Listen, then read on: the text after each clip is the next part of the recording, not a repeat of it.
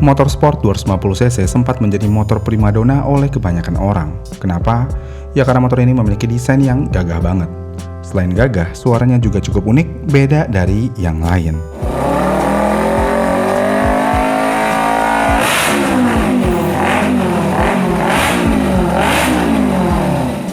Dengan semua kelebihan itu, semua ini juga dibungkus dalam harga yang bisa dibilang cukup terjangkau. Bayangin aja, ketika tahun 2014, motor keren yang terjangkau ini hanya dijual dengan harga kurang dari 60 juta rupiah. Ya, ini adalah sesuatu yang sangat menarik. Dan semua tren ini dimulai dari satu brand yang bernama Kawasaki, yang mana pada tahun 2008, Kawasaki berhasil menggemparkan pasar Indonesia dengan motor Ninja 250 karbunya. Dan ketika dikeluarkan, harga motor ini cuma di 40 jutaan aja. Dengan desain, performa, dan harga yang ditawarkan, Ninja berhasil menjadi motor favorit kebanyakan orang. Makanya gak heran penjualan motor ini cukup stabil di setiap bulannya. Kemudian beberapa tahun berselang, pada tahun 2016, Honda akhirnya ikut-ikutan mengeluarkan motor sport fairing 250cc dengan nama CBR. Ketika diluncurkan, motor ini langsung menjadi idaman oleh kebanyakan orang. Karena ketika dikeluarin, motor ini langsung menjadi raja dalam hal fitur di kelas 250cc. Selain itu, motor ini juga langsung menjadi raja dalam hal top speed di kelas 250cc. Kok udah ke CBR aja? Kayak ada yang kelupaan.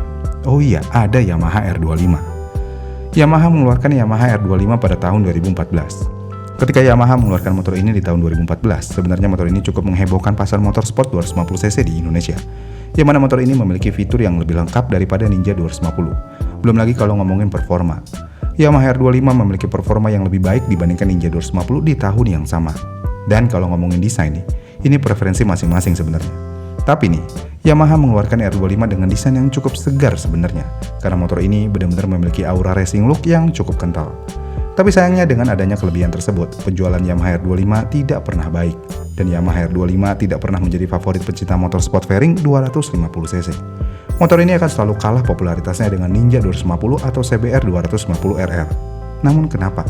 Kenapa Yamaha R25 tidak pernah menjadi favorit? Padahal kalau kita lihat secara objektif, motor ini sebenarnya bukan motor yang buruk. Bahkan kalau kita tarik kembali ke awal kemunculannya, Yamaha R25 bisa dibilang adalah salah satu motor 250cc yang paling niat pada zamannya.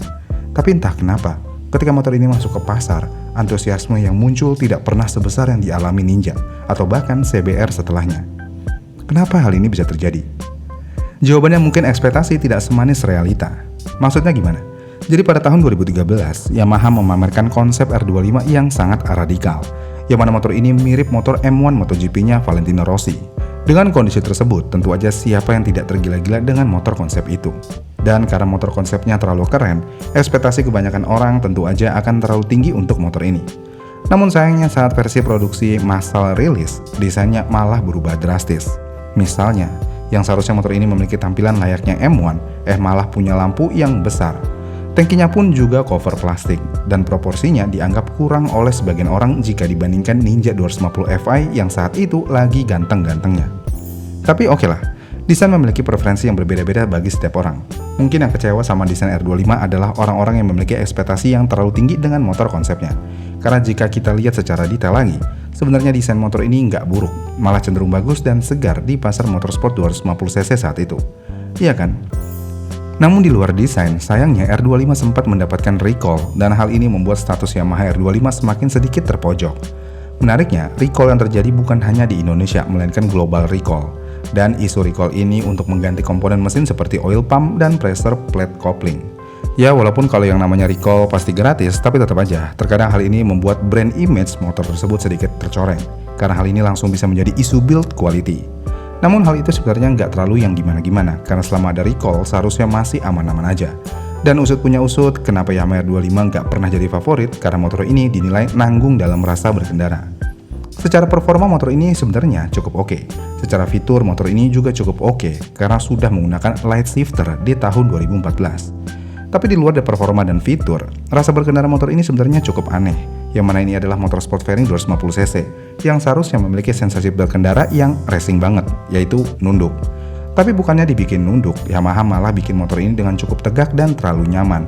Bahkan sama Yamaha, hal ini malah di branding. Dan kalau kita mau bandingkan di antara ketiga motor ini di pasaran yang ada, di atas kertas R25 adalah motor yang paling tegak dalam hal posisi berkendara.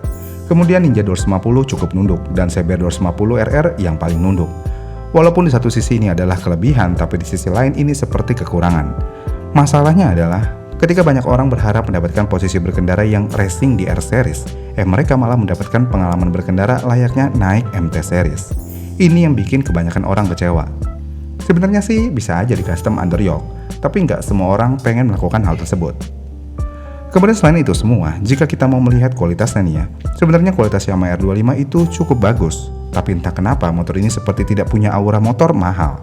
Misalnya di tahun 2015-an, Kawasaki Ninja walaupun sudah keluar lebih dari 5 tahun di pasar Indonesia dengan desain yang berbeda, tapi nama Ninja dan aura motor tersebut juga masih kuat dan mewah.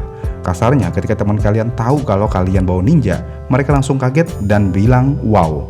Sedangkan R25 sepertinya tidak memiliki aura motor layaknya Ninja. Bahkan bisa dikatakan R25 cenderung biasa banget.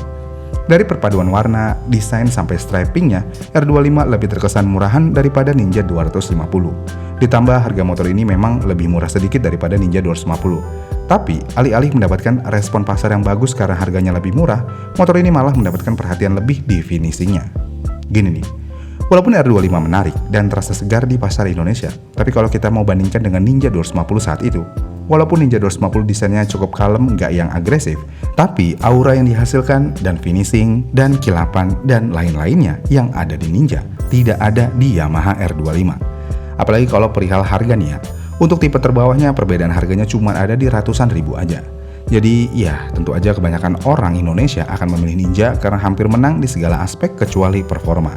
Dan semua ini diperparah lagi ketika Honda mengeluarkan CBR 250. Ketika Honda mengeluarkan motor ini, kelar udah Yamaha R25. Motor ini langsung seperti motor ketinggalan zaman lebih dari 5 tahun. Auranya makin meredup, performanya udah bukan lagi segalanya, dan permainan harga nggak bisa bermain di segmen ini. Belum lagi Yamaha cukup terlambat menyadari situasi ini. Yang mana untuk mengeluarkan V2-nya, Yamaha harus menunggu beberapa tahun setelah tenggelam di pasar. Jika aja Yamaha mengeluarkan V2 di saat yang tepat, tapi saya nggak tahu nih ya saat yang tepat kapan, sebelum atau sesudah CBR 250. Mungkin aja Yamaha R25 bisa menjadi favorit kebanyakan orang. Tapi apa yang mau dikata, nasi sudah menjadi bubur, timing sudah tidak bisa dirubah. Dan Yamaha sudah kehilangan itu semua. Jika dilihat dari perpaduan semua yang ada, memang cukup naas nasib R25. Karena tidak pernah mendapatkan sesuatu yang benar-benar spesial di motor ini.